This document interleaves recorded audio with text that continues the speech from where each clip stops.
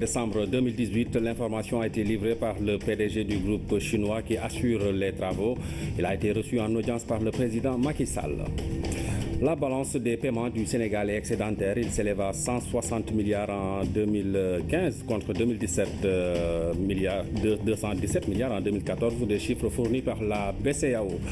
Dans la série sur le riz local, nous parlons ce soir des infrastructures et des aménagements de la vallée, mais aussi de la structure de certification de riz Africa Rice spécialisée dans l'expérimentation et le développement de nouvelles variétés. Les 12 lions du basket qui vont représenter le Sénégal au tournoi de la zone 2 au Mali seront connus ce mercredi. L'équipe se prépare au stadium Marius Ndiaye. Les dirigeants du basket ont fait face à la presse et puis nous aurons dans cette édition un invité. Il s'agit du ministre de l'Enseignement supérieur et de la Recherche, le professeur Mary Teuw Niane. Bonsoir. Bonsoir.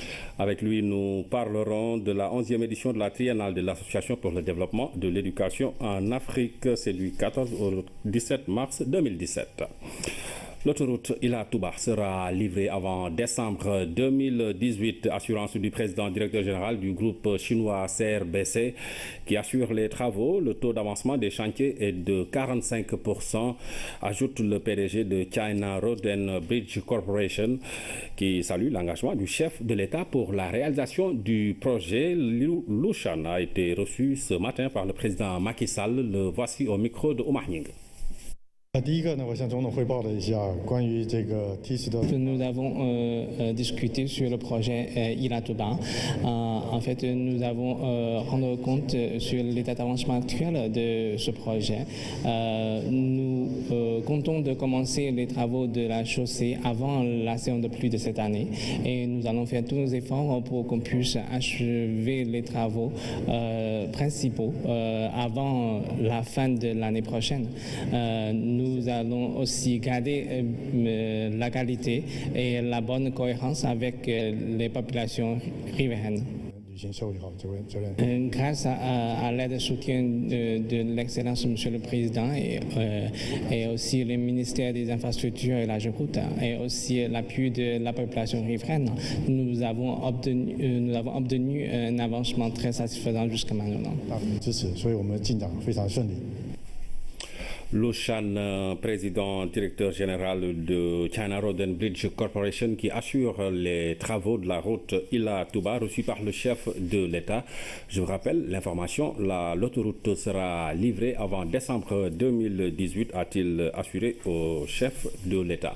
Le président Macky Sall qui a reçu cet après-midi des transporteurs de AFTU et des gros porteurs avec maître Ousmane Ngom qui a conduit la délégation. Ils ont décidé d'accompagner le président de la République à travers une coalition dénommée Sénégal Tchikanam. La liste qui sera dirigée par l'ancien ministre d'État sera en alliance stratégique avec Benno Bokk Yakaar pour conforter la majorité présidentielle à l'Assemblée nationale. Synthèse Oumar Nying.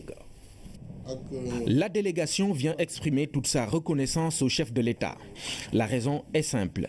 Il y a suffisamment de réalisations du président Macky Sall dans le secteur du transport. Elle justifie amplement la démarche. Sur l'axe 1, sur les transformations de l'économie, nous avons vu comment, au niveau du parc, nous avons vu pour AFTU plus de 1050 bus, plus les 950, et que ce projet va devenir vers 2018 à 3000. Au niveau des gros porteurs, où je représente M. Badiane Mbergou, avec lequel nous avons entamé en tout cas un renouvellement du parc qui permet évidemment d'acquérir 3000 véhicules. Aujourd'hui, les efforts que le président a fait au niveau de AFTU, il l'a multiplié même au niveau de la coopérative nationale des entreprises de transport parce qu'il nous a garanti le prêt et il nous a détaxé les droits de douane. Il y a donc de quoi soutenir le président Macky Sall. C'est pourquoi, sous la houlette de maître Ousmane Ngom, ces transporteurs qui viennent de Touba, Thiès, Fatick et Saint-Louis vont unir leurs forces pour conforter la majorité du président Macky Sall à l'Assemblée nationale. C'est dans ce cadre donc que nous sommes venus pour informer le président de la République de cette décision et de notre volonté vraiment de l'accompagner de façon résolue dans le cadre d'une coalition large, ouverte, à toutes les forces sociales et à toutes les couches sociales. La coalition s'appelle Sénégal Ca Kanam et elle aura donc pour ambition, encore une fois, d'avoir le maximum de députés à l'Assemblée nationale, mais surtout, au-delà des législatives, de mobiliser, encore une fois, les Sénégalais pour que nous puissions nous acheminer vers 2019 dans une parfaite synergie, mais aussi comme une lame de fond qui va emporter tout sur son passage. Ce sera une alliance stratégique. La liste dénommée Sénégal Ca Kanam a reçu la bénédiction du président Macky Sall qui s'est réjoui de la démarche de Maître Ousmane Ngom dont il salue la compétence, le courage et le patriotisme. Pour le reste, le chef de l'État a eu des échanges fructueux avec les transporteurs sur les problèmes liés notamment aux accidents récurrents. Des idées fortes sont sorties des discussions ayant trait au renouvellement du parc et d'autres décisions prises par le président de la République pour mettre fin à cette situation douloureuse. Lesquelles décisions ont été saluées par les transporteurs. Le président Macky Sall a aussi rappelé l'importance du secteur dans le plan Sénégal émergent avec des investissements conséquents dans un secteur aussi stratégique que les infrastructures érigées en priorité dans le PSE. La bretelle du pont de l'échangeur qui a subi des désagréments sera rouverte à la circulation au plus tard demain. L'assurance est de l'AGEROUTE qui est sur le terrain avec l'entreprise CSE chargée des travaux. La fermeture de cette bretelle est due à un affaissement expliqué par l'évacuation des eaux usées dans les parages Hamidou Diop. Depuis la fermeture de cette bretelle à la circulation au niveau de l'échangeur de l'émergence, les ingénieurs sont à pied d'œuvre. Tous les objectifs convergent, rétablir la circulation sur cet axe au plus vite. On a un conduit de l'ONAS qui est derrière nous, qui a éclaté depuis le 18 janvier. L'ONAS a fait un point bas vers l'échangeur et de ce point bas, il pompait les eaux. Ce qui fait que en dessous de la bretelle, vous savez de toute façon on a fait la route sur des remblais, c'est constitué par des couches et en partie basse on a du sable. Bien que le réseau soit confiné à 4 mètres de profondeur, avec l'eau qui arrivait et qui n'était pas évacuée, on a eu un certain affouillement au niveau de la chaussée. Ce qui fait qu'à un moment, la sécurité des usagers était vraiment menacée, ce qui nous a motivés finalement à fermer la bretelle pour faire les travaux. Une rapide prise en charge a permis de diminuer les perturbations sur le trafic. L'AGEROUTE promet le retour à la normale dès demain dans la journée. On va venir remblayer et compacter de nouveau et à la fin fermer avec du tout venant. Et avec ce tout venant, normalement, suivant la cadence qu'on a actuellement sur site avec l'entreprise, on est convaincu qu'au plus tard demain dans la journée, on pourra rouvrir la bretelle à la circulation. Actuellement, les automobilistes doivent manœuvrer un peu le temps que les travaux se terminent. Même en fermant aujourd'hui cette bretelle, ce n'est pas quelque chose qui empêche aux gens de circuler. Parce qu'au niveau de l'échangeur, comme je dis, on est sur un échangeur multiple avec 4 boucles et on avait aussi 4 bretelles. En fermant l'une des bretelles, les gens peuvent toujours manœuvrer au niveau de l'échangeur pour partir dans la direction ou bien dans le sens qu'ils veulent. L'AGEROUTE en appelle aujourd'hui à la responsabilité des entités de l'État concernées pour plus de coordination dans les travaux menés aux alentours de l'échangeur. Avec 217 milliards en 2014, le solde global de la balance des paiements est ressorti excédentaire de 160 milliards en 2015. C'est la Banque centrale qui l'a porté à la connaissance du grand public ce matin. La BCEAO tenait en présence du ministre de l'économie sa traditionnelle journée de diffusion des comptes extérieurs du Sénégal, Aram Ndao. Pour connaître les relations financières d'un pays avec le reste du monde, c'est sa balance des paiements qu'il faut interroger. Dans la zone UEMOA, son élaboration et sa diffusion incombent à la Banque centrale. On peut dire grosso modo, vous avez 3 grandes parties. Ce qui concerne les importations et les exportations de biens et services. Vous avez ensuite tout ce qui nous lie aux revenus, c'est-à-dire les investissements étrangers chez nous et nos investissements, ça génère des revenus. Vous avez également l'endettement, ce que le gouvernement reçoit comme don, comme concours extérieur, et vous avez surtout ce que nous recevons de la part des émigrés. Cette année, comme vous avez dû le voir, la balance dégage globalement un solde excédentaire de 160 milliards. Elle était de 217 milliards en 2014, une évolution qui s'explique. Cette évolution résulte principalement du déficit du compte courant, en liaison avec l'atténuation du déficit du compte commercial qui est ressorti à 1274 milliards 400 contre 1383 milliards 200 en 2014 et 1471 milliards en 2013. À cet égard, il importe de relever que le déficit du compte courant rapporté au produit intérieur brut s'est encore amélioré pour la 4e année consécutive en s'établissant à 6,9% contre 8,8% en 2014. Selon les estimations, il serait attendu à 5,7%, soit une baisse de plus de la moitié de son niveau en 5 ans. Toutes ces informations font dire que la balance des paiements est un véritable outil d'aide à la décision. Elle suggère même la correction de certains déséquilibres, comme avec la balance commerciale. Et pour donner un seul exemple, le riz que les Sénégalais adorent, l'essentiel est importé alors que nous avons des productions locales. C'est ça qui est la politique économique et qui justifie ce que le gouvernement est en train de faire au niveau de la politique agricole, surtout tout faire pour réduire la facture d'importation en ce qui concerne le riz. Évidemment, les exportations augmentent. Le zircon qui commence à être exploité dans la région de Thiès commence à être exporté. Les industries chimiques du Sénégal qui avaient des problèmes ont recommencé à exporter de façon soutenue. À l'échelle régionale, il faudra intensifier le commerce intra-UEMOA qui reste très faible malgré les potentiels.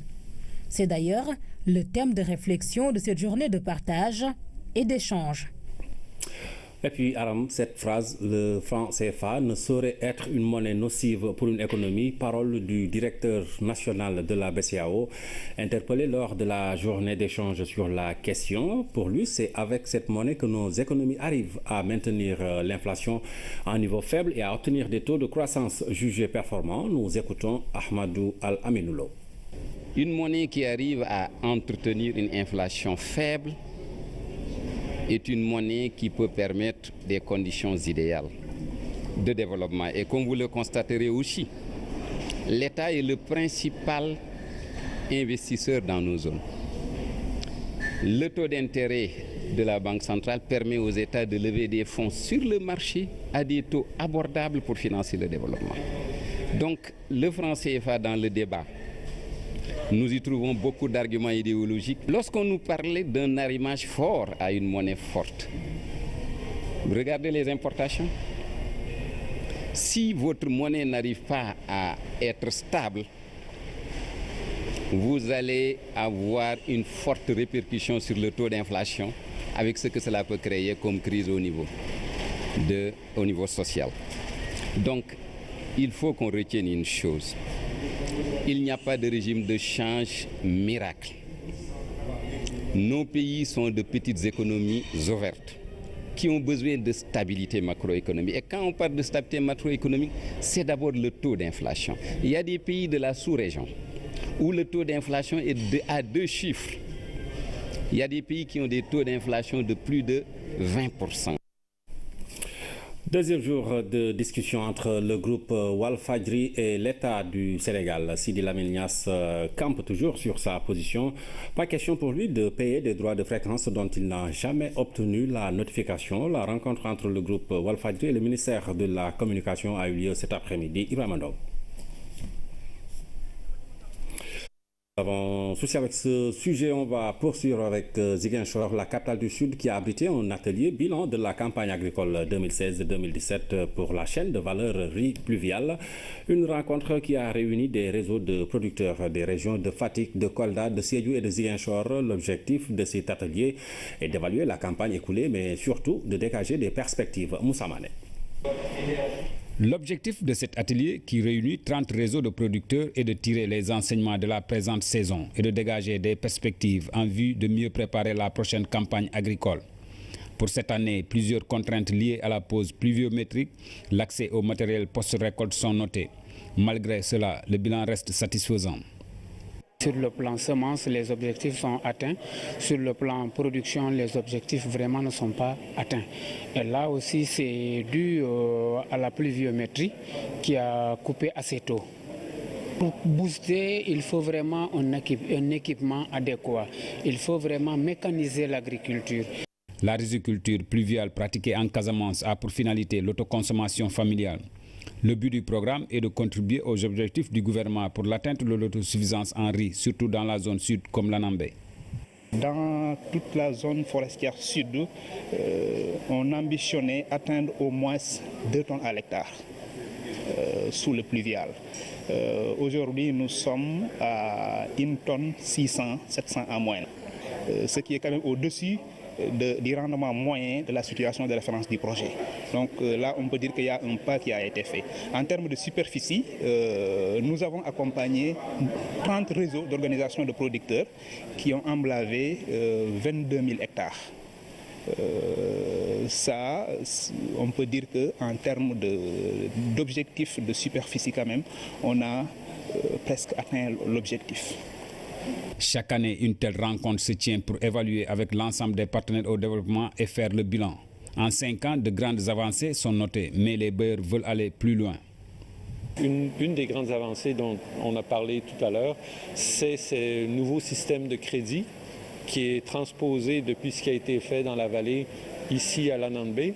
Des systèmes d'assurance indicielle qui maintenant sont en train de pénétrer au niveau de la zone pluviale, qui vont permettre de sécuriser davantage les crédits et permettre aux producteurs de Casamance d'intensifier leur production, d'accéder aux intrants, d'accéder à des meilleures semences. Donc, il y a toute une série de nouveaux développements qui préfigurent un autre passage à l'échelle, une autre accélération au cours des prochaines années, où le projet Feed the Future va agir en tant que, si vous voulez, de médiateur, en tant que catalyseur. Aspects positifs et négatifs dégagés. Les contraintes soulevées sont mieux connues. Les projections sont faites. Reste une accélération de la cadence pour redonner à la Casamance son rang de grenier du Sénégal. Moussa Mané, voilà un sujet qui ouvre donc la page que nous avons consacrée à la filière riz locale et que nous avons démarré depuis hier. Ce soir, nous allons parler du rythme des aménagements dans la vallée du fleuve Sénégal qui ne cesse de s'accélérer en conformité avec l'idée du programme d'accélération de la cadence de l'agriculture au Sénégal. Ainsi, des milliers d'hectares d'aménagements ont pu être réalisés et dans cette même perspective, les infrastructures, notamment hydro-agricoles, ont été conduites dans le sens d'accroître la capacité productive des paysans. Notre reporter Lamine Touré a fait une plongée dans les aménagements bondés d'eau du Nawel. Dans le Diawel, délégation de Dagana, les travaux d'aménagement ne s'arrêtent presque jamais. Sur les 132 000 hectares aménagés dans la vallée, environ 88 000 espaces rizicultivables sont de la localité. Ici, comme partout ailleurs dans la zone, l'esprit du PRACAS, programme d'accélération de la cadence de l'agriculture au Sénégal, a prévalu. Pour aller vite, il fallait réaliser des périmètres irrigués villageois. Et comme vous le savez, de manière classique, quand on doit réaliser un aménagement, il faut au préalable réaliser des études APS-APD. Et on s'est dit que si on devait agir de la sorte, on risquait de perdre du temps et de ne pas atteindre nos objectifs. Ainsi, on a sauté cette partie étude. On l'a intégrée dans les marchés des entreprises. Cette course vers la couverture du potentiel agricole de la vallée du fleuve Sénégal demande de l'endurance et des moyens car il faut toucher les 240 000 hectares que compte réellement cette partie de la carte rizicole nationale. On peut se dire que, sans risque de se tromper, que sur ces 132 000, les 70%, à la limite les 80 à 90 000 hectares sont rizicultivables. Si les gens font systématiquement la double culture de ces 90 000 hectares, c'est-à-dire faire une campagne de contre-saison et une campagne d'hivernage, facilement, l'on peut atteindre en tout cas l'objectif qui nous est assigné. Si la SAE de ses partenaires aménage presque la totalité, il n'en demeure pas moins que le secteur privé local participe tant soit peu sur ce volet. Pour la campagne 2017, j'ai 100 hectares que je suis en train d'aménager avec mes propres moyens. 100 hectares,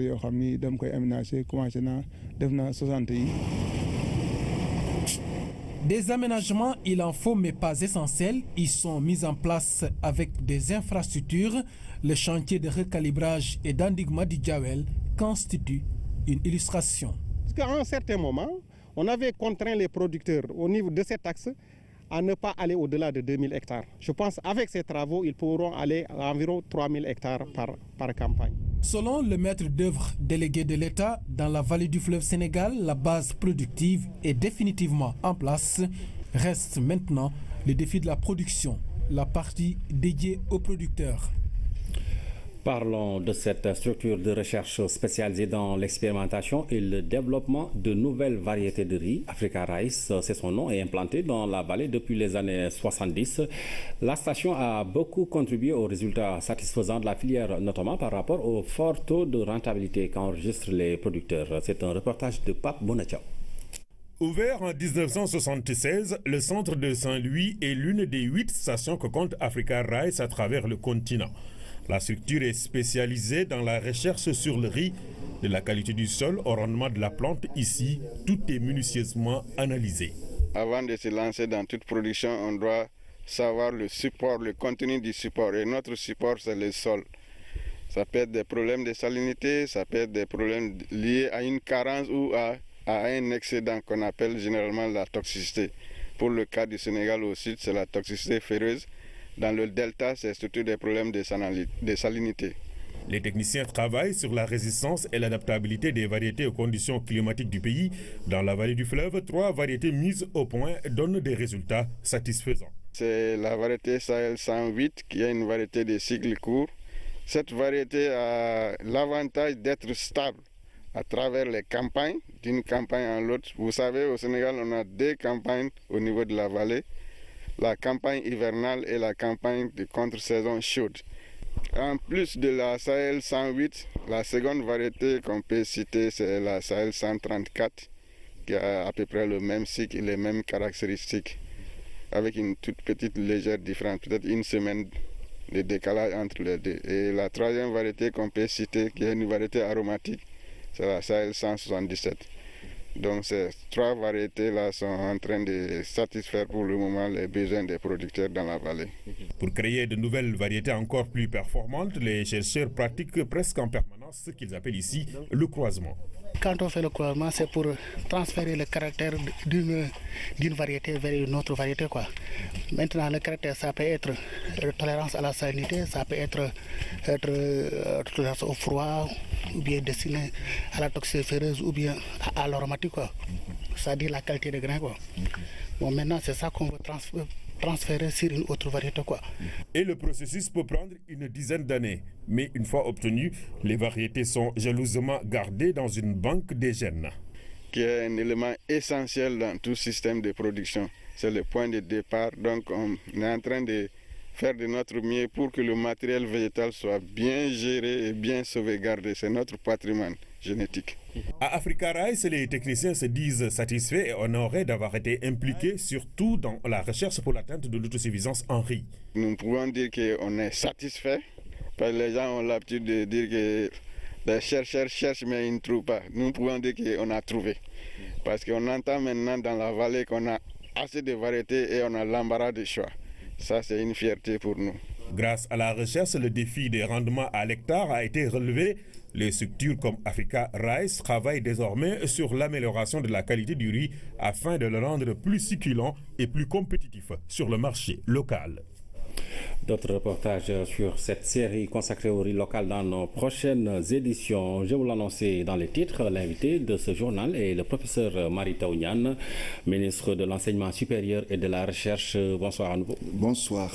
Alors, monsieur le ministre, vous êtes sur ce plateau pour nous parler de cette rencontre, la 11e édition triennale de l'Association pour le développement de l'éducation en Afrique, ADEA. C'est du 14 au 17 mars 2017 au Centre international de conférence Abdou Diouf à Diamniadio. J'ai été précis?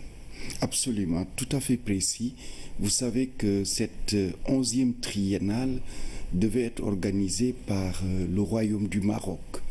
Et le président de la République, M. Macky Sall, a pris la décision il y a 4 semaines de suppléer le Maroc pour organiser ici à Dakar cette 11e triennale avec l'ADA.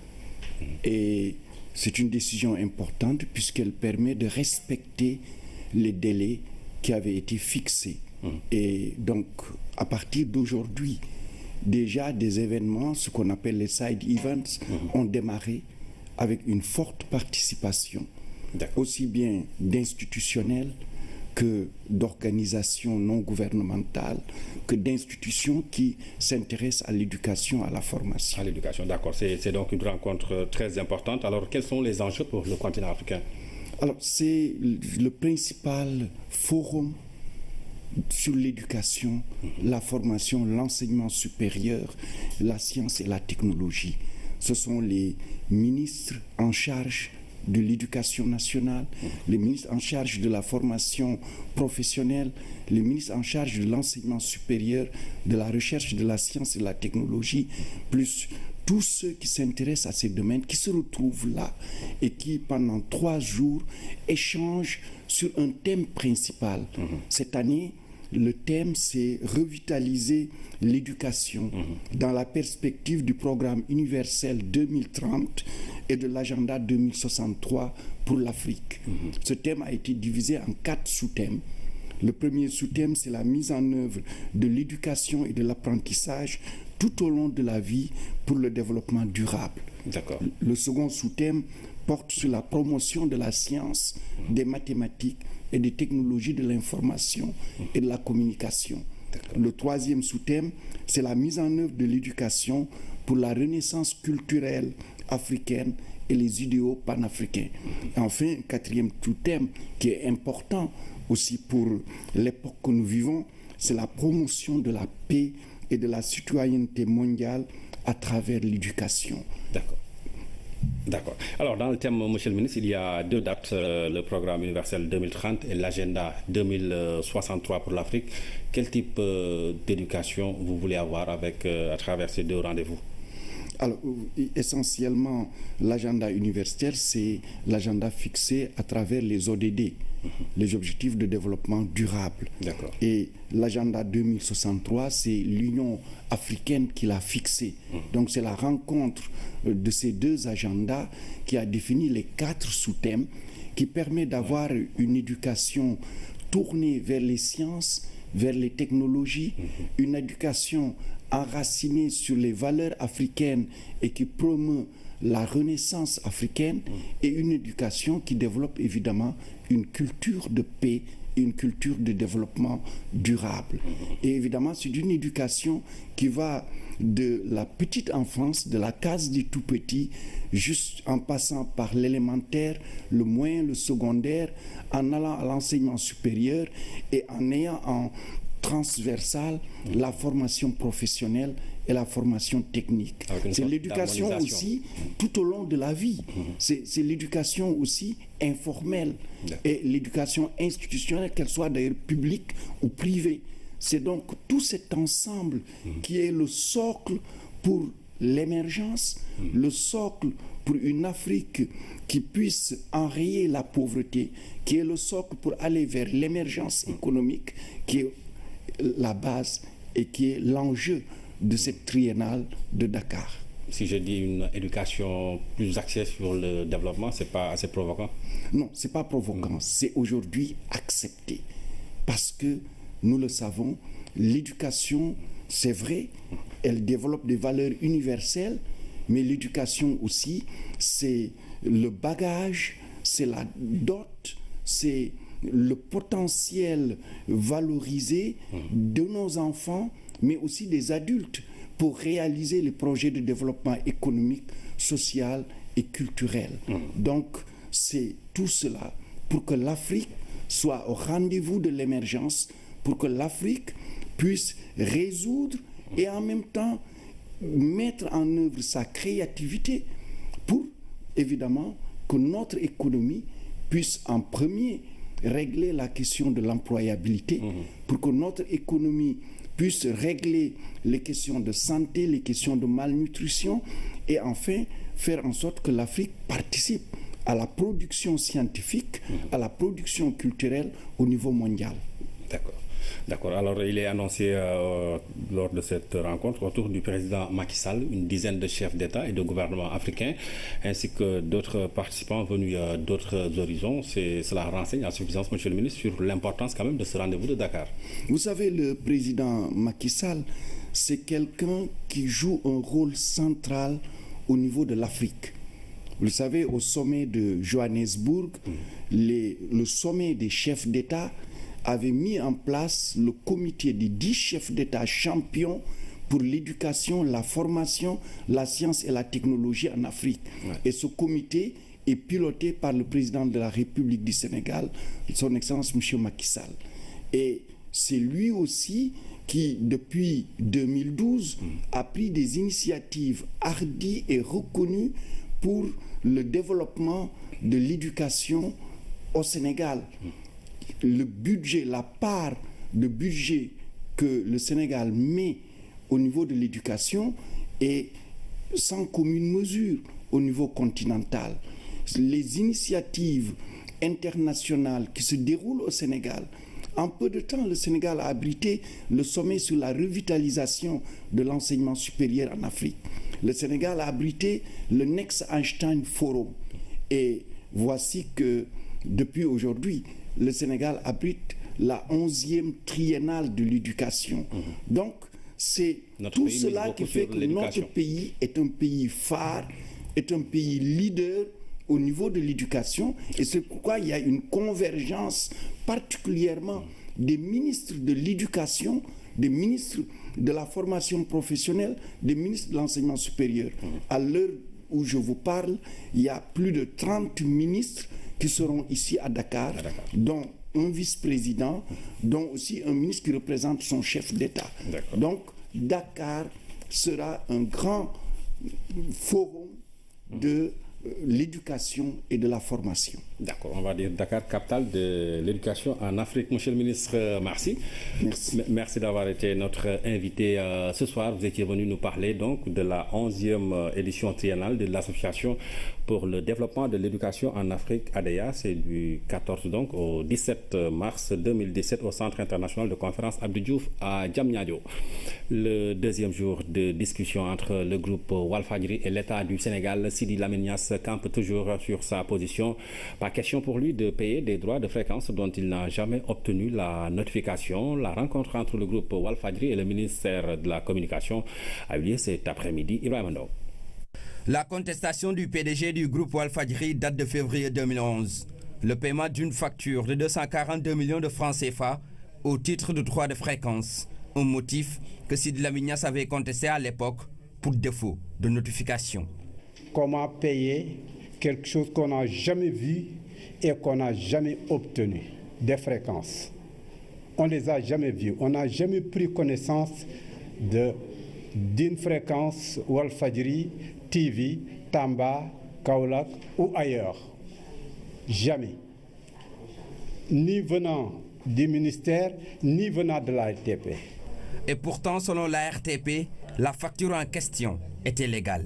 Par lettre datée du 19 novembre 2010, nous avons attribué ces fréquences au groupe Walfadjri à travers une décision que nous avons adressée au ministère du secteur.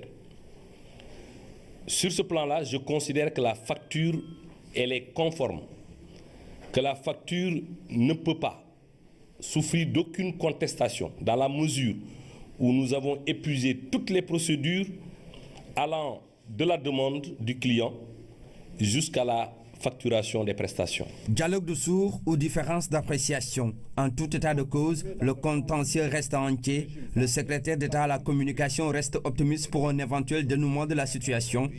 Pour Yahambaye, loin de la chasse aux sorcières, l'État exerce ici un droit régalien pour la sécurité des citoyens.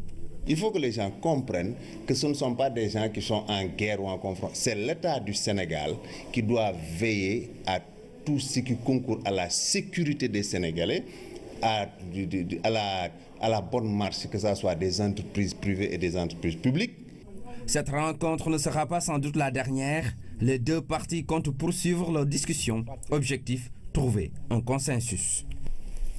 Les pays africains signataires des conventions internationales sur les produits chimiques, les polluants organiques et le mercure se préparent pour faire entendre leur voix à la conférence des parties prévue à Genève en Suisse et en fin avril prochain. Ils sont en conclave à Dakar pour explorer les textes de la COP et harmoniser leurs positions. L'ouverture des travaux a eu lieu ce matin. Mamadou Samambo.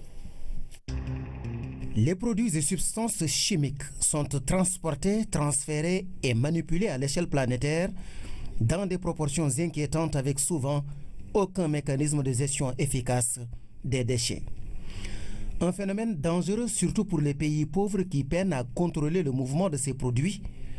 Les conséquences ont pour nom contamination, lésions, maladies, malformations et décès. Plusieurs conventions sont adoptées pour conjurer le mal. Parmi elles, celle de Bâle, en vigueur depuis 1992. Donc, elle vise à réduire les échanges de déchets dangereux entre les pays afin de protéger la santé humaine et l'environnement à travers une procédure de notification d'importation et d'exportation de ces déchets ainsi que de leur élimination. Bâle, Rotterdam, Stockholm et plus récemment la convention de Minamata sur le mercure. L'Afrique se mobilise pour la conférence des parties de ces conventions prévue fin avril début mai 2017 à Genève. Dakar est ici une étape dans la préparation de ces rendez-vous.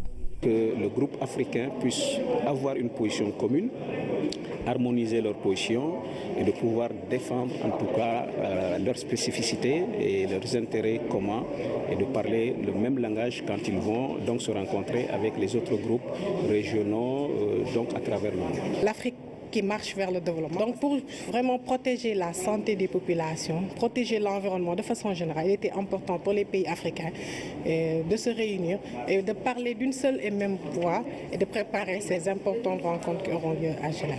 Les participants ont 4 jours pour harmoniser les positions et assurer à l'Afrique une participation de qualité à la rencontre de Genève en Suisse.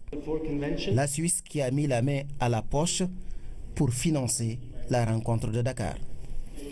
La revue du plan intégré de sécurité nucléaire, les experts du Sénégal et leurs confrères des pays membres de l'Agence internationale de l'énergie atomique vont réfléchir autour d'un plan de mise en œuvre efficace.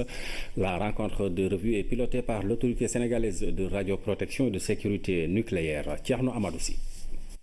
Entre 2012 et 2013, le Sénégal a élaboré son plan intégré de sécurité nucléaire. En 2014, il a été validé par les autorités, ce qui symbolise l'engagement du Sénégal aux côtés de l'Agence internationale de l'énergie atomique. À chaque fois que de besoin, le Sénégal a ratifié les instruments qui permettent en fait le contrôle de ces substances radioactives dans leur utilisation, dans leur transport et dans leur stockage. Et je crois qu'aujourd'hui, ce pourquoi nous sommes venus, c'est juste pour réajuster ce plan. 3 ans après l'élaboration et la validation du plan, l'autorité sénégalaise de radioprotection et de sûreté nucléaire organise sa revue. Nous nous réunissons pour le revoir, pour voir dans ce plan quels sont les objectifs qui ont été atteints et ceux qui ne l'ont pas été. Alors le plan intégré à la sécurité nucléaire est un plan qui permet de voir de manière holistique la sécurité nucléaire dans un pays. Et quand on parle de sécurité nucléaire, on parle principalement de protection physique des matières nucléaires, mais aussi de sécurisation des sources radioactives. Des actions supplémentaires seront engagées avec des experts d'ici et d'ailleurs. Une motivation, le renforcement de la sécurité nucléaire chez nous. Ces sources sont bien présentes chez nous, dans le domaine médical, dans le domaine de l'industrie, de la recherche. Alors la particularité de ces sources, c'est qu'elles sont très énergétiques et quand elles ne sont pas utilisées aux doses indiquées, elles peuvent donc provoquer des lésions et peuvent même aller jusqu'à la destruction de l'ADN et à la mortalité. C'est pourquoi la communauté internationale a mis des garde-fous pour protéger l'utilisation de ces sources radioactives par la mise en place d'instruments juridiques, mais aussi par la mise en place de plans comme celui que nous allons étudier en ce moment. Pendant 4 jours, Le plan national de sécurité nucléaire sera passé en revue. À l'issue de ces travaux, un plan de mise en œuvre efficace va identifier les actions prioritaires. Le groupe La Poste et le centre commercial en ligne Jumia ont signé ce matin une convention.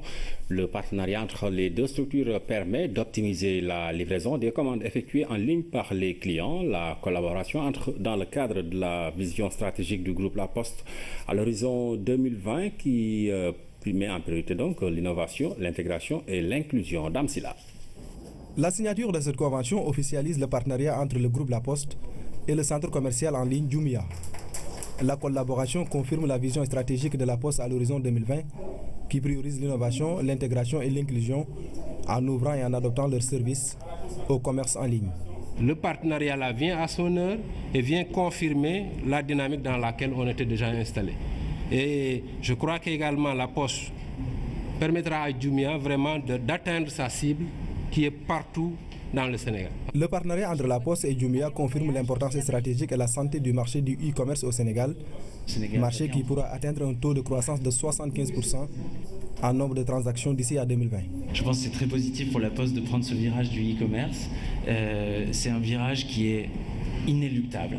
C'est pas moi qui le dis, il suffit d'ouvrir les yeux et de regarder ce qui s'est passé aux États-Unis, en France, en Europe, en Chine, en Inde, ce qui se passe dans les pays voisins où Jumia est déjà lancé. Le virage du e-commerce et le virage de la technologie, il est inéluctable. Nous sommes dans le e-commerce et que les personnes aiment les transactions dans le virtuel parce que c'est pratique, parce qu'ils font de bonnes affaires aussi.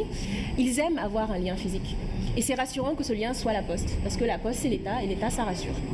Autre chose que va apporter ce partenariat, c'est qu'actuellement le niveau de service à Dakar, comme toujours, est toujours plus facile.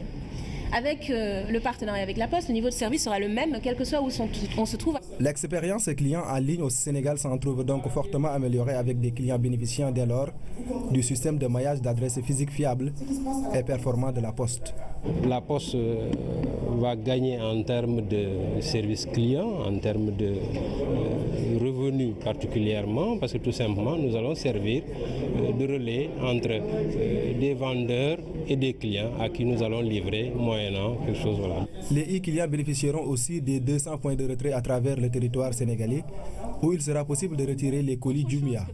Le dernier pan de cette collaboration a affaire au paiement en ligne avec l'ajout très prochainement de Poste Cash, l'outil de paiement de La Poste sur la plateforme Jumia. Parlons de l'ouverture ce matin à Dakar d'un atelier régional sur la cybercriminalité. Durant 4 jours, experts judiciaires et policiers de l'espace CEDEAO vont subir un renforcement de capacités pour mieux appréhender ce phénomène criminel des temps modernes. Ousmane Doy. Les États membres de la CEDEAO à l'école de la croisade contre la cybercriminalité, de concert avec les experts de l'Union européenne et de l'UNIDC, ils vont se pencher sur la question. Certainement des voies et moyens seront trouvés pour faire face à ce phénomène qui ne fait que gagner de l'ampleur.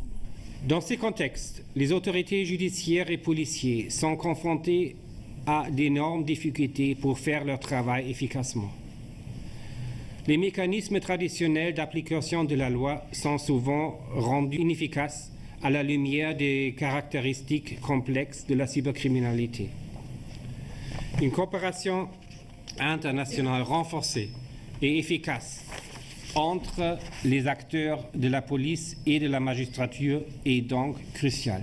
Aujourd'hui est un témoignage de notre engagement à soutenir les États membres de la région dans leur lutte contre la cybercriminalité, domaine phare d'intervention de l'ONUDC et qui constitue une menace grandissante pour la paix et la stabilité de l'Afrique de l'Ouest. Les défis sont multiples.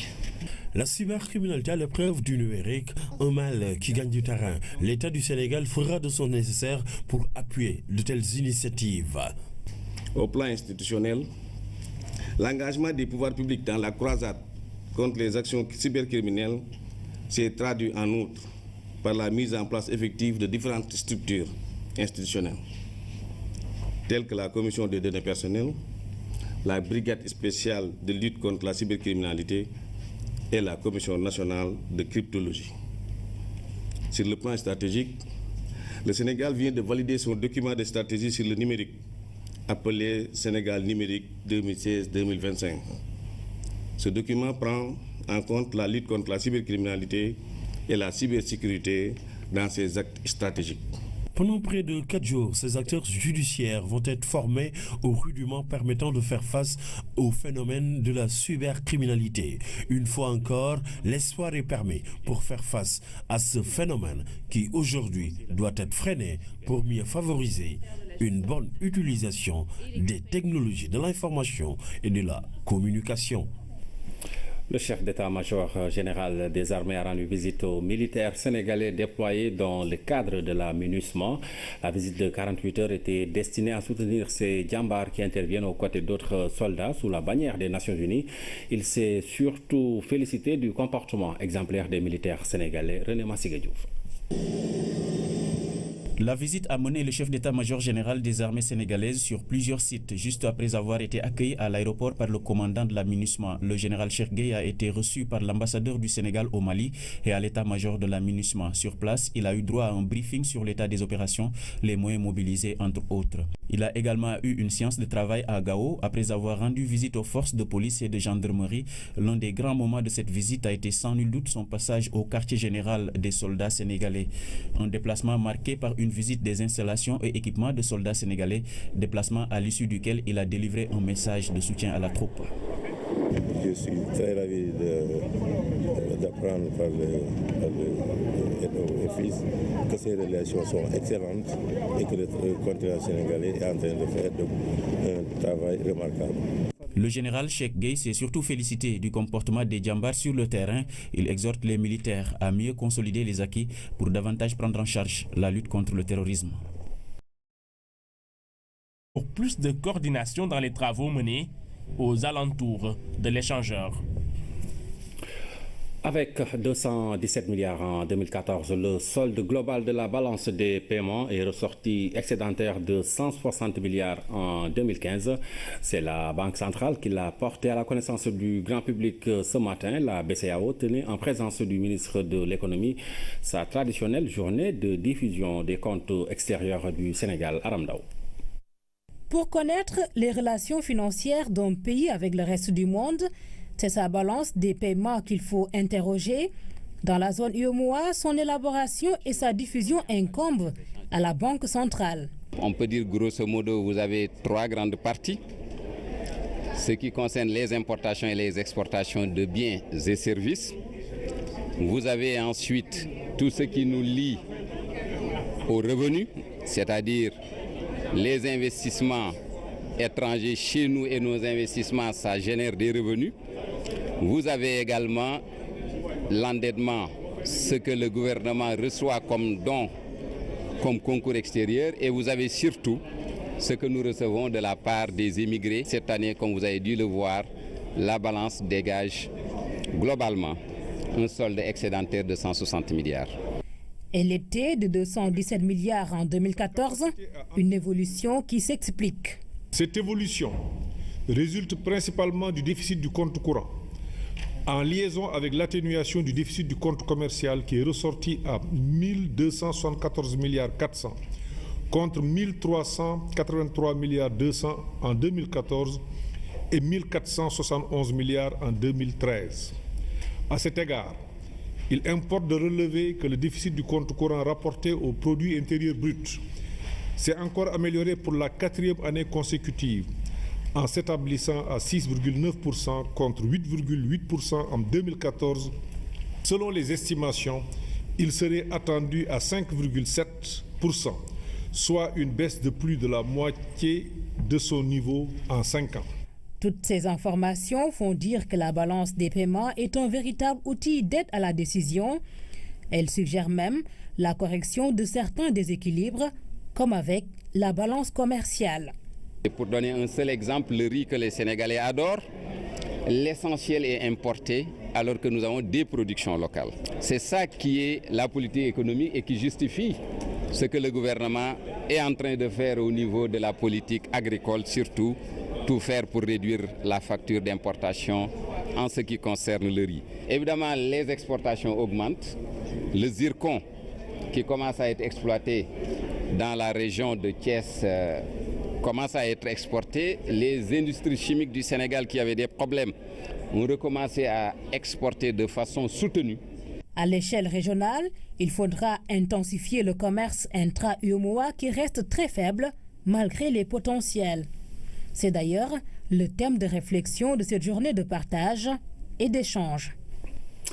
Et puis, Aram, cette phrase, le franc CFA ne saurait être une monnaie nocive pour une économie, parole du directeur national de la BCEAO, interpellé lors de la journée d'échange sur la question. Pour lui, c'est avec cette monnaie que nos économies arrivent à maintenir l'inflation à un niveau faible et à obtenir des taux de croissance jugés performants. Nous écoutons Ahmadou Al-Aminoulo. Une monnaie qui arrive à entretenir une inflation faible est une monnaie qui peut permettre des conditions idéales de développement. Et comme vous le constaterez aussi, l'État est le principal investisseur dans nos zones. Le taux d'intérêt de la Banque centrale permet aux États de lever des fonds sur le marché à des taux abordables pour financer le développement.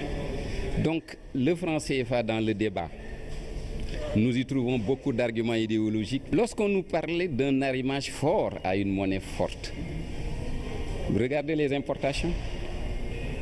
Si votre monnaie n'arrive pas à être stable, vous allez avoir une forte répercussion sur le taux d'inflation avec ce que cela peut créer comme crise au niveau social. Donc, il faut qu'on retienne une chose. Il n'y a pas de régime de change miracle. Nos pays sont de petites économies ouvertes qui ont besoin de stabilité macroéconomique. Et quand on parle de stabilité macroéconomique, c'est d'abord le taux d'inflation. Il y a des pays de la sous-région où le taux d'inflation est à 2 chiffres. Il y a des pays qui ont des taux d'inflation de plus de 20%. Deuxième jour de discussion entre le groupe Walfadjri et l'État du Sénégal. Sidi Lamine Niasse campe toujours sur sa position. Pas question pour lui de payer des droits de fréquence dont il n'a jamais obtenu la notification. La rencontre entre le groupe Walfadjri et le ministère de la Communication a eu lieu cet après-midi. Ibrahima Ndong. Avant souci avec ce sujet, on va poursuivre avec Ziguinchor, la capitale du Sud, qui a abrité un atelier bilan de la campagne agricole 2016-2017 pour la chaîne de valeur riz pluviale. Une rencontre qui a réuni des réseaux de producteurs des régions de Fatick, de Kolda, de Sédhiou et de Ziguinchor. L'objectif de cet atelier est d'évaluer la campagne écoulée, mais surtout de dégager des perspectives. Moussa Mané. L'objectif de cet atelier, qui réunit 30 réseaux de producteurs, est de tirer les enseignements de la présente saison et de dégager des perspectives en vue de mieux préparer la prochaine campagne agricole. Pour cette année, plusieurs contraintes liées à la pause pluviométrique, l'accès au matériel post-récolte sont notées. Malgré cela, le bilan reste satisfaisant. Sur le plan semences, les objectifs sont atteints. Sur le plan production, les objectifs vraiment ne sont pas atteints. Et là aussi, c'est dû à la pluviométrie qui a coupé assez tôt. Pour booster, il faut vraiment un équipement adéquat. Il faut vraiment mécaniser l'agriculture. La riziculture pluviale pratiquée en Casamance a pour finalité l'autoconsommation familiale. Le but du programme est de contribuer aux objectifs du gouvernement pour l'atteinte de l'autosuffisance en riz, surtout dans la zone sud comme l'Anambé.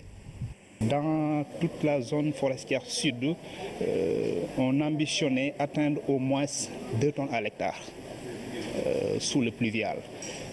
Aujourd'hui, nous sommes à 1 tonne 600, 700 en moyenne, ce qui est quand même au-dessus du rendement moyen de la situation de référence du projet. Donc là, on peut dire qu'il y a un pas qui a été fait. En termes de superficie, nous avons accompagné 30 réseaux d'organisations de producteurs qui ont emblavé 22 000 hectares.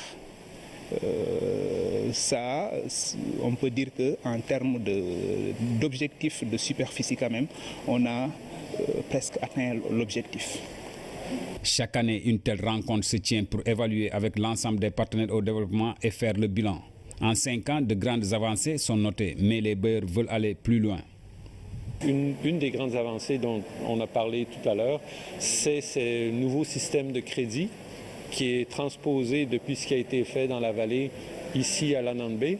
Des systèmes d'assurance indicielle qui maintenant sont en train de pénétrer au niveau de la zone pluviale, qui vont permettre de sécuriser davantage les crédits et permettre aux producteurs de Casamance d'intensifier leur production, d'accéder aux intrants, d'accéder à des meilleures semences. Donc, il y a toute une série de nouveaux développements qui préfigurent un autre passage à l'échelle, une autre accélération au cours des prochaines années, où le projet Feed the Future va agir en tant que, si vous voulez, de médiateur, en tant que catalyseur.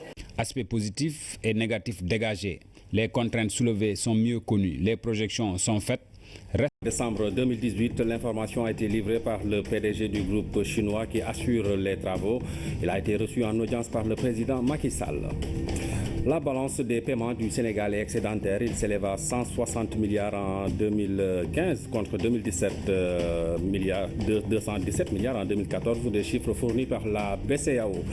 Dans la série sur le riz local, nous parlons ce soir des infrastructures et des aménagements de la vallée, mais aussi de la structure de certification de riz Africa Rice spécialisée dans l'expérimentation et le développement de nouvelles variétés. Les 12 lions du basket qui vont représenter le Sénégal au tournoi de la zone 2 au Mali seront connus ce mercredi. L'équipe se prépare au stadium Marius Ndiaye. Les dirigeants du basket ont fait face à la presse et puis nous aurons dans cette édition un invité. Il s'agit du ministre de l'Enseignement supérieur et de la Recherche, le professeur Mary Teuw Niane. Bonsoir. Bonsoir.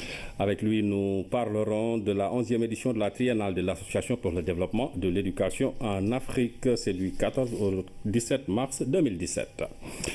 L'autoroute Ila-Touba sera livrée avant décembre 2018, assurance du président directeur général du groupe chinois CRBC qui assure les travaux. Le taux d'avancement des chantiers est de 45%, ajoute le PDG de China Road and Bridge Corporation qui salue l'engagement du chef de l'État pour la réalisation du projet. Liu Lushan a été reçu ce matin par le président Macky Sall. Le voici au micro de Oumar Nying. Nous avons discuté sur le projet Ila-Touba. En fait, nous avons rendu compte sur l'état d'avancement actuel de ce projet. Nous comptons de commencer les travaux de la chaussée avant la saison de pluie de cette année et nous allons faire tous nos efforts pour qu'on puisse achever les travaux principaux avant la fin de l'année prochaine.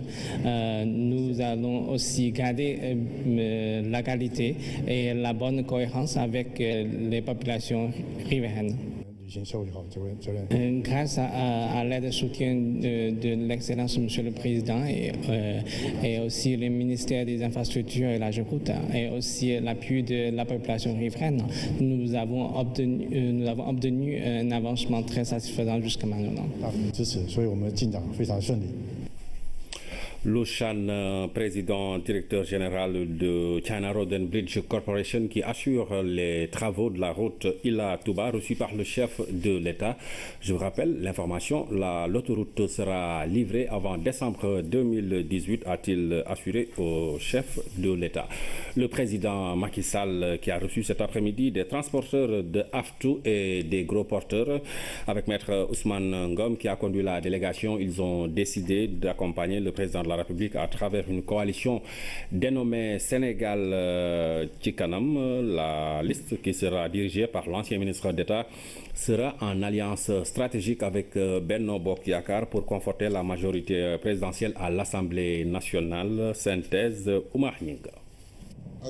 La délégation vient exprimer toute sa reconnaissance au chef de l'État. La raison est simple. Il y a suffisamment de réalisations du président Macky Sall dans le secteur du transport. Elle justifie amplement la démarche.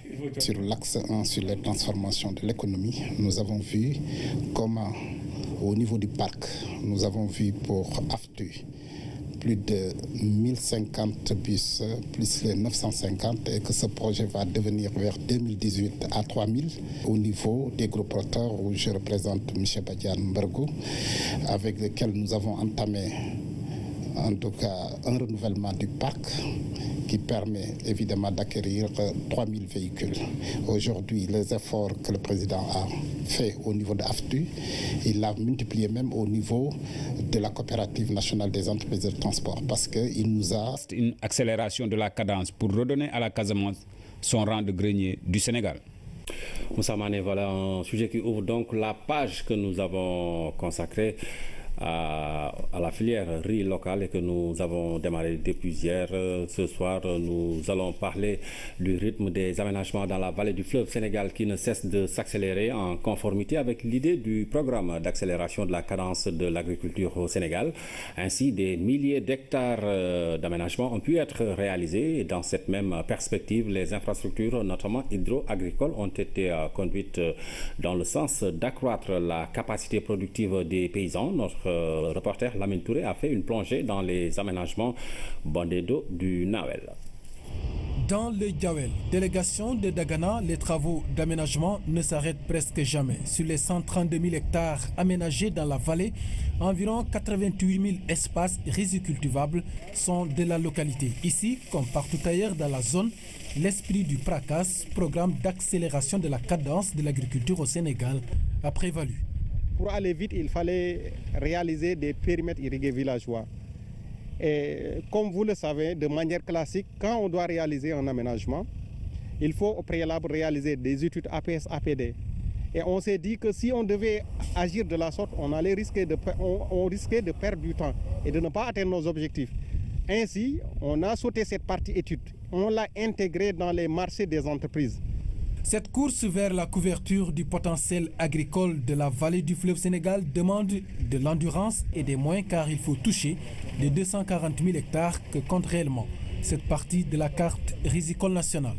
On peut se dire que, sans risque de se tromper, que sur ces 132 000, les 70%, à la limite les 80 à 90 000 hectares sont rizicultivables. Si les gens font systématiquement la double culture de ces 90 000 hectares, c'est-à-dire faire une campagne de contre-saison et une campagne d'hivernage, facilement, l'on peut atteindre en tout cas l'objectif qui nous est assigné. Si la SAE de ses partenaires aménage presque la totalité, il n'en demeure pas moins que le secteur privé local participe tant soit peu sur ce volet. Pour la campagne 2017, j'ai 100 hectares que je suis en train d'aménager avec mes propres moyens.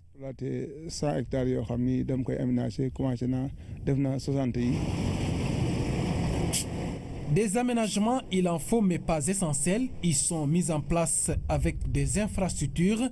Le chantier de recalibrage et d'endiguement du Diawel constitue une illustration. Parce qu'à un certain moment, on avait contraint les producteurs au niveau de cet axe à ne pas aller au-delà de 2000 hectares. Je pense qu'avec ces travaux, ils pourront aller à environ 3000 hectares par campagne. Selon le maître d'œuvre délégué de l'État, dans la vallée du fleuve Sénégal, la base productive est définitivement en place. Reste maintenant le défi de la production, la partie dédiée aux producteurs. Parlons de cette structure de recherche spécialisée dans l'expérimentation et le développement de nouvelles variétés de riz. Africa Rice, c'est son nom, est implantée dans la vallée depuis les années 70. La station a beaucoup contribué aux résultats satisfaisants de la filière, notamment par rapport au fort taux de rentabilité qu'enregistrent les producteurs. C'est un reportage de Pape Bonachao.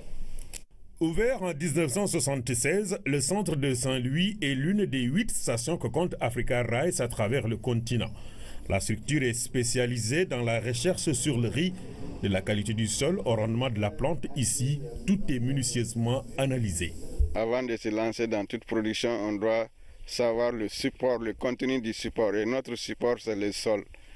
Ça peut être des problèmes de salinité, ça peut être des problèmes liés à une carence ou à un excédent qu'on appelle généralement la toxicité. Pour le cas du Sénégal au sud, c'est la toxicité ferreuse. Dans le delta, c'est surtout des problèmes de salinité. Les techniciens travaillent sur la résistance et l'adaptabilité des variétés aux conditions climatiques. Garantit le prêt et il nous a détaxé les droits de douane. Il y a donc de quoi soutenir le président Macky Sall. C'est pourquoi, sous la houlette de Maître Ousmane Ngom, ces transporteurs qui viennent de Touba, Thiès, Fatick et Saint-Louis vont unir leurs forces pour conforter la majorité du président Macky Sall à l'Assemblée nationale. C'est dans ce cadre donc que nous sommes venus pour informer le président de la République de cette décision et de notre volonté vraiment de l'accompagner de façon résolue dans le cadre d'une coalition large, ouverte à toutes les forces sociales et à toutes les couches sociales. La coalition s'appelle Sénégal Tchakanam Et elle aura donc pour ambition, encore une fois, d'avoir le maximum de députés à l'Assemblée nationale, mais surtout, au-delà des législatives, de mobiliser, encore une fois, les Sénégalais pour que nous puissions nous acheminer vers 2019 dans une parfaite synergie, mais aussi comme une lame de fond qui va emporter tout sur son passage. Ce sera une alliance stratégique. La liste dénommée Sénégal Tchakanam a reçu la bénédiction du président Macky Sall qui s'est réjoui de la démarche de maître Ousmane Ngom dont il salue la compétence, le courage et le patriotisme. Pour le reste, le chef de l'État a eu des échanges fructueux avec les transporteurs sur les problèmes liés notamment aux accidents récurrents. Des idées fortes sont sorties des discussions ayant trait au renouvellement du parc et d'autres décisions prises par le président de la République pour mettre fin à cette situation douloureuse. Lesquelles décisions ont été saluées par les transporteurs. Le président Macky Sall a aussi rappelé l'importance du secteur dans le plan Sénégal émergent avec des investissements conséquents dans un secteur aussi stratégique que les infrastructures érigées en priorité dans le PSE. La bretelle du pont de l'échangeur qui a subi des désagréments sera rouverte à la circulation au plus tard demain. L'assurance est de l'AGEROUTE qui est sur le terrain avec l'entreprise CSE chargée des travaux. La fermeture de cette bretelle est due à un affaissement expliqué par l'évacuation des eaux usées dans les parages Hamidou Diop. Depuis la fermeture de cette bretelle à la circulation au niveau de l'échangeur de l'émergence, les ingénieurs sont à pied d'œuvre.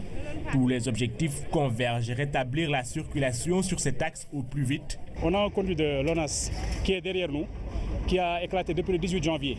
L'ONAS a fait un point bas vers l'échangeur et de ce point bas, il pompait les eaux. Ce qui fait que en dessous de la bretelle, vous savez de toute façon on a fait la route sur des remblais, c'est constitué par des couches et en partie basse on a du sable. Bien que le réseau soit confiné à 4 mètres de profondeur, avec l'eau qui arrivait et qui n'était pas évacuée, on a eu un certain affouillement au niveau de la chaussée.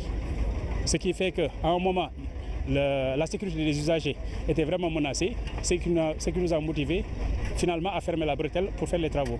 Une rapide prise en charge a permis de diminuer les perturbations sur le trafic. L'AGEROUTE promet le retour à la normale dès demain dans la journée. On va venir remblayer et compacter de nouveau et à la fin fermer avec du tout venant. Et avec ce tout venant, normalement, suivant la cadence qu'on a actuellement sur site avec l'entreprise, on est convaincu qu'au plus tard demain dans la journée, on pourra rouvrir la bretelle à la circulation. Actuellement, les automobilistes doivent manœuvrer un peu le temps que les travaux se terminent. Même en fermant aujourd'hui cette bretelle, ce n'est pas quelque chose qui empêche aux gens de circuler. Parce qu'au niveau de l'échangeur, comme je dis, on est sur un échangeur multiple avec 4 boucles et on avait aussi 4 bretelles. En fermant l'une des bretelles, les gens peuvent toujours manœuvrer au niveau de l'échangeur pour partir dans la direction ou bien dans le sens qu'ils veulent. L'AGEROUTE en appelle aujourd'hui à la responsabilité des entités de l'État concernées